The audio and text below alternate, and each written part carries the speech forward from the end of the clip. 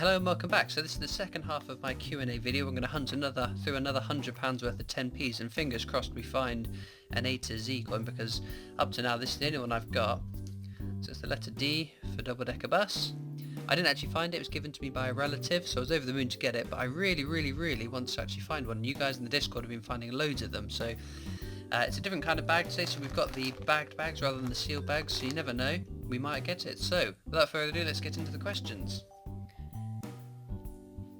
So Eli Scoble asks, what do you like about collecting coins? I've always liked collecting things and organising things. I guess that's kind of why I like collecting coins. I like collecting things, and coins was just a natural thing to collect. So Louisa Coffee, she's a new collector with her partner, asks, what do you find the hardest part of being a collector? Hardest part was just finding the tricky coins, the Kew Gardens, the Northern Ireland coins. I guess, like I've said before, some people just don't understand why people collect coins, and again, that doesn't faze me, and it shouldn't faze anyone else that collects coins, but that can be a tricky thing. Liam Kelly asks, what's the most exciting part of coin collecting, and when were you last most excited about finding a coin? The exciting bit is finding coins you've never seen before, or coins that you're after. So the last time I was most excited about finding a coin was the Olympic Rio handover. So I've just been waiting so long to find one of them, and I finally found it, and that was really kind of exciting. Sponge's World asks, what was your first pull? Like I said, the WWF when I was a kid. On the channel, the first really good coin comes up so long ago. It feels like, well, it isn't, it's only a few months, but it feels so long ago. I've hunted through so many coin bags since, but finding a Tom Kitten was really amazing. This way before they became really common. So that was a really sort of early amazing pull. Adidas, I think it's Adidas Lane asks, what's the hardest coin to find in your collection? That was the Olympic Rio. I found it took so long to find, although there's A to Z or A to Z 10p's keep finding them really tricky to find. Mary Lucas asks, how do you get a list of coins? So I use Change Checker mostly for my coins. It's a really useful site. Also I think it's called My UK Coin Collection. That's an app on my phone. Again, that's really helpful. Craig Cameron asks, how long is it taking to collect all the 50p's? So I think I started doing videos in March. I think it was April I actually started trying to collect them all. So April, May, June, July, August. So about 5 months.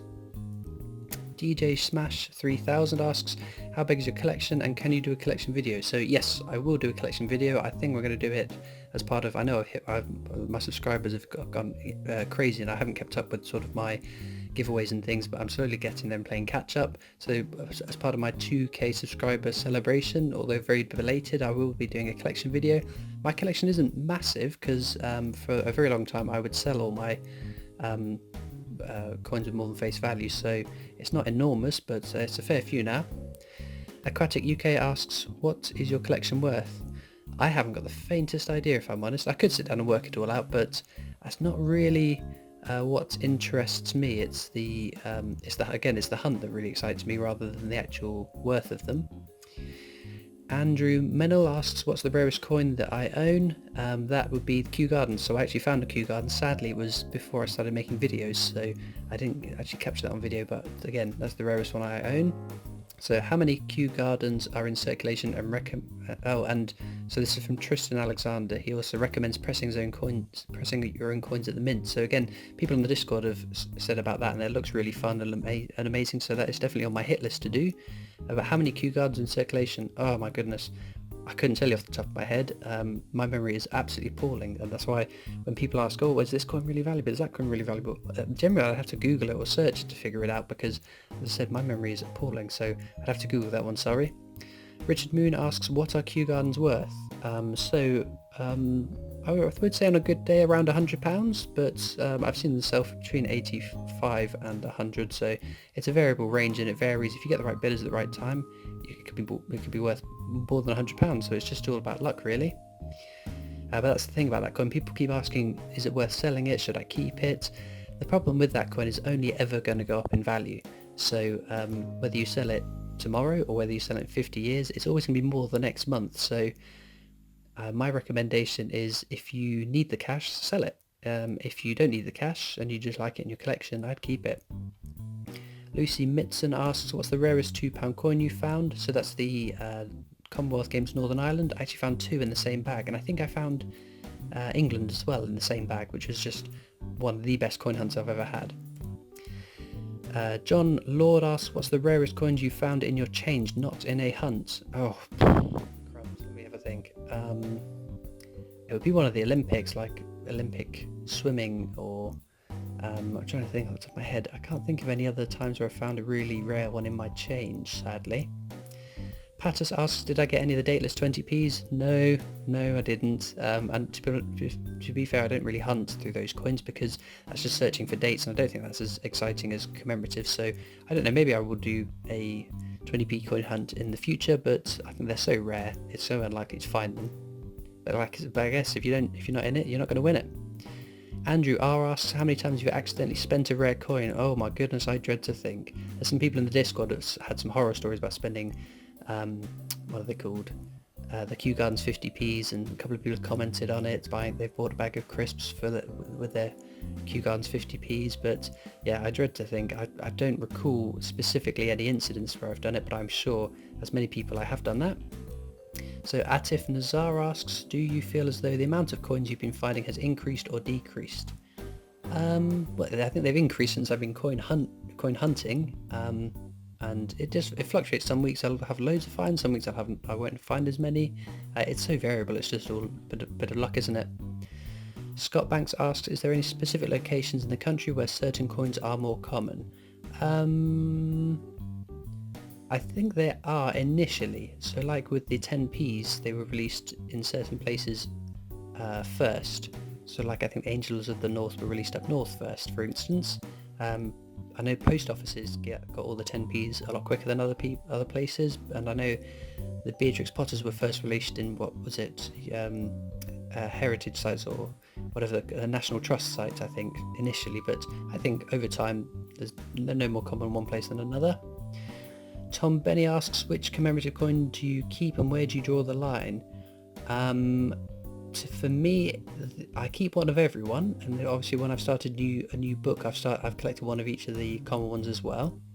Where do I draw the line? Generally it's face value, really. If it's just face value, then it goes back to the bank, because there's no point me keeping it. I'd have to, take for instance dictionary coin. There's no way I'm going to keep any more than just the one dictionary coin, because they're so common, it's not really worth it. So that's kind of where I draw the line. If it's more than face value or a coin I really, really, really like, then I would keep that one as well. Curly One asks, what design would you like to see on future 50p releases? So I'm a massive Star Wars fan, and it would never happen because it's not an English thing, but if they had a 50p set with Star Wars stuff on it, I would be over the moon with that. That'd be coins I would be tempted to buy, actually. I know there are some foreign coins with that Star Wars stuff printed on it, but it's just too expensive out of my price bracket at the moment. But I like the big sets, so like Olympic sets, the 10p sets, even the Beatrix Potters. I like having a whole set. It's something to try and collect and strive for, so more bigger sets, maybe like musicians. So like imagine a 50p set where you've got the Queen and David Bowie and the Rolling Stones, all those sort of England, or the Beatles, all those massive sort of English bands. I think that would be a cool set to collect. Stevo71 asks, what new value of coin would you like to see in circulation? Value of coin? Well, everyone jokes about the 99p coin. Everything's $5.99, $2.99, $1.99. So I guess that would be useful. I'd actually like to see a £1 banknote. I think that would be really cool. Again, it would make our wallets a lot lighter than having to carry all the coins around, so maybe that's... I'd love to see £5 coins in general circulation rather than just the sort of commemorative sets. I think that would be quite interesting, but again, they would be quite heavy. 21 Brunod, or Bruno D, asks, if you could request a new type of 50p series, what would you choose? A big set, something like musicians. Someone commented about Harry Potter. Now, Harry Potter isn't my thing, but again, such the varied sort of list of characters would be quite cool. Maybe like famous characters from famous books, like Sherlock Holmes and things like that would be cool. Anna Baker asks, what type of design would you like to see on a £2 coin? So an individual one. They've got to be something quintessentially British, hasn't it? I think I've just said about Sherlock Holmes. Sherlock Holmes would be quite cool, but something I'm interested in, like not like Star Wars because it's not English. David Bowie. Imagine a David Bowie set, like all those different characters and personas over the years. Man, that's top of my list now. I'd love that. A final question for this video, so I'm going to split it over two because there were so many questions. I couldn't believe how many people had commented questions. So the last question from Tanya: have you ever had a 1972 coin or an NIFC? So the 1972, I know there's the pennies. Again, this is where my memory dissipates and I'm not able to recall off the top of my head, but I know the copper coins, they weren't in circulation, they're just made for the album sets, so that's what NIFCs are, so not intended for circulation. I didn't always used to search for them, if I'm honest, and someone did point out a 2016 50p that I threw back into the bag, and that went back into the bank, so I was kind of gutted looking back on that I missed that opportunity. But since I have been searching them, no, I haven't found any, unfortunately, but we live in hope.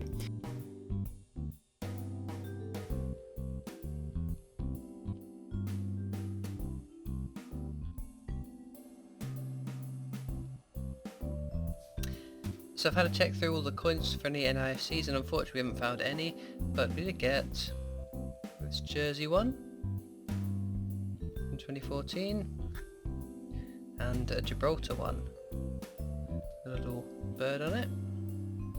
So unfortunately no A to Z 10p's again today, so my luck continues. I think this is my 500th, my 5th bag, so £500 I've searched through and still not found any. So let me know if you want me to keep hunting in the comments, and I'll see you next time. Bye.